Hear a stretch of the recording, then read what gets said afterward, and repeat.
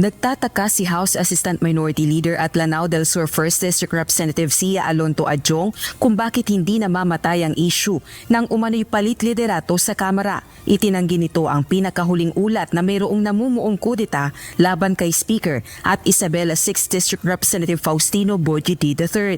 Pinabulaanan din nito ang paratang na malayo ang loob ng House Speaker sa mga miyembro ng kapulungan at kailangan pang manghingi ng permiso mula sa tanggapan ng House Leader bago magpaunlak ng panayam sa media ang isang kongresista. So hindi ako na nagkakaroon din ako ng tanong. Bakit lumalabas itong ganitong balita? Well, in fact, when you are in the House of Representatives, you see the opposite of what all of this balita are saying. Walang kudeta, walang instability, walang threat sa leadership.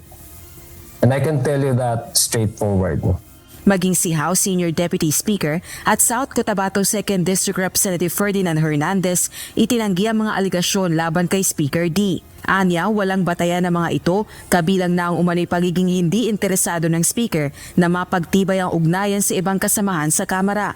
Samantala, naniniwala naman ang isang House Deputy Minority Leader na hindi nawawala ang issue ng kudeta sa House of Representatives dahil sa flood control corruption scandal. I guess, ibig lang sabihin nito ay hindi consolidated ang ruling coalition. No? Unlike before.